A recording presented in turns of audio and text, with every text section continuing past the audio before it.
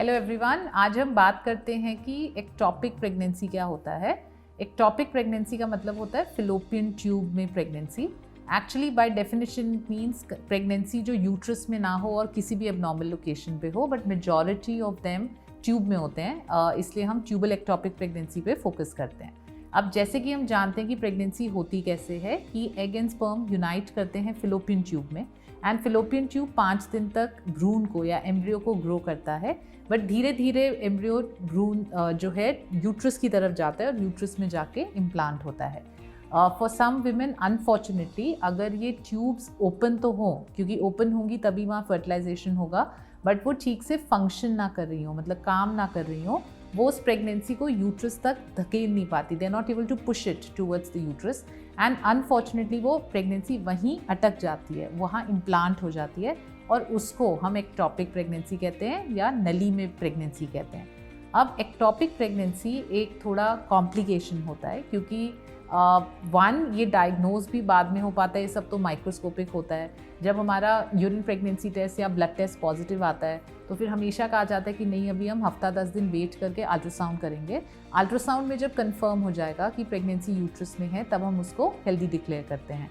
अगर हमारे को एक पर्टिकुलर बीटा HCG लेवल तक, जिसको हम यूजुअली टिपिकली 2,500 से 3,000 मानते हैं, 2,500 से 3,000 के बीटा HCG तक अगर हमको अल्ट्रासाउंड पे, स्पेशली इंटरनल अल्ट्रासाउंड पे यूट्रस में प्रेगनेंसी नहीं दिखती, तो वो एक गंभीरता का पॉइंट होता है। हम कहते हैं it is not okay, it is called pregnancy of unknown location, which means हमें पक्का नहीं है कि प्रेगनेंसी हेल्दी है और वो यूट्रस में है कि नहीं है।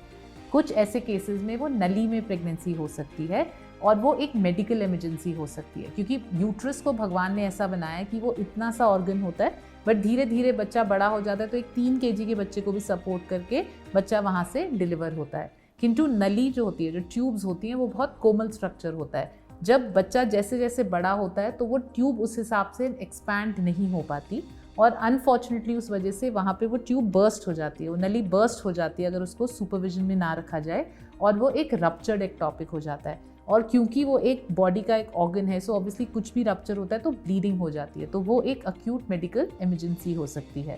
थैंकफुली आज के ज़माने में जहाँ ब्लड टेस्ट और अल्ट्रासाउंड के माध्यम से उसका अर्ली डायग्नोसिस हो जाता है, वो आजकल अधिकतर केसेस में अनरप्चर्ड स्टेट में डायग्नोज हो जाती है। अब प्रॉब्लम ये है, हम इसको प्रिवेंट नहीं कर सकते क्योंकि ट्यूब की फंक्शनिंग किसी के हाथ पे नहीं है, बट हम यहाँ पे अर्ली डायग्नोसिस कर सकते हैं, और अर्ली डायग्नोसिस हो जाए तो सिंपल ट्रीटमेंट्स, दवाइयों से, इंजेक्शन से उस ट्यूब की प्रेगनेंसी को डिसॉल्व किया जाता है। सेकेंड बात समझने की ये है, कई बार पेशेंट से कहते हैं कि यहाँ इम्प्लांट हो गई है, हम इसको उठा के यूट्रस में डाल दें। अनफॉर्चुनेटली वो सब साइंटिफिक टेक्नोलॉजीज ऐसी अभी तक नहीं है, क्योंकि बच्चा बहुत मेजरली जाके इम्प्लांट हो जाता है, इम्बेड हो जाता है अंदर, उसको वहाँ से रिमूव करके यूट्रस में करके वायबल प्रेगनेंसी करने की कोई टेक्नोलॉजी नहीं है। तो एक्टॉपिक प्रेगनेंसी को अर्ली डायग्नोसिस करना होता है, क्योंकि अगर वो है तो वो बहुत हेल्दी साइन नहीं है।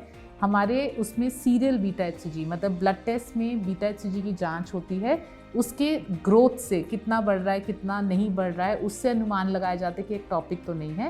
एंड जैसे कि हम अल्ट्रासाउंड करते हैं, एंड जब तक बीटा HCG 2,500-3,000 हो जाए तब तक यूट्रस में प्रेगनेंसी दिखना चाहिए, वरना उसको एक सस्पेक्टेड एक्टॉपिक प्रेगनेंसी मान के पेशेंट को बहुत विजिल और सुपरविजन के साथ देखा जाता है। अगर अनरप्चर्ड हो तो जैसा मैंने कहा, कई बार मेडिकल ट्रीटमेंट, कई बार नहीं तो लैप्रोस्कोपी करके, दूरबीन की जांच करके उस प्रेगनेंसी को निकाला जाना होता है, क्योंकि वो एक मेडिकल इमरजेंसी होती है। तो ये हमारे को पता होना चाहिए, बिकॉज अगर हम सतर्क रहेंगे, अगर एटलीस्ट हमको पता होगा तो वो डेफिनेटली हेल्पफुल रहेगा। बट आगे के लिए भी उसमें फिर देखना होता है कि दूसरी नली भी हमारी ठीक काम कर रही है नहीं कर रही है।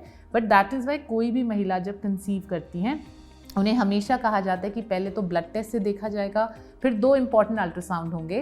पहला अल्ट्रासाउंड होता है ये कंफर्म करने के लिए कि प्रेगनेंसी सही लोकेशन पे है, विच मीन्स यूट्रस में है। उसके 2-3 हफ्ते बाद फिर एक अल्ट्रासाउंड होता है जो ये कंफर्म करता है कि बेबी में हार्ट बीट आ गई है कि नहीं।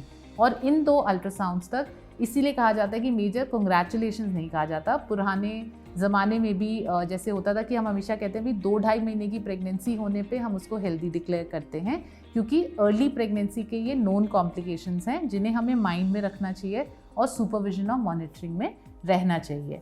और अगर गॉड फॉरबिड वो रप्चर भी हो गया है तो it is a medical emergency, बिना सोचे हमारे को तुरंत ऑपरेशन करके उस ट्यूब को रिमूव या उसको एटलीस्ट ब्लीडिंग को रोकना होता है। तो वो अगेन अधिकतर केसेस में लैप्रोस्कोपी से मैनेज हो जाता है या कभी कभी इवन ओपन सर्जरी लेप्रोटमी से करना होता है, depending on the facilities available. किंतु एक्टॉपिक प्रेगनेंसी एक मेडिकल इमरजेंसी होती है और हमें उसको सतर्कता से हैंडल करना चाहिए। आई होप आपको ये बात यूज़फुल लगी होगी। Thank you.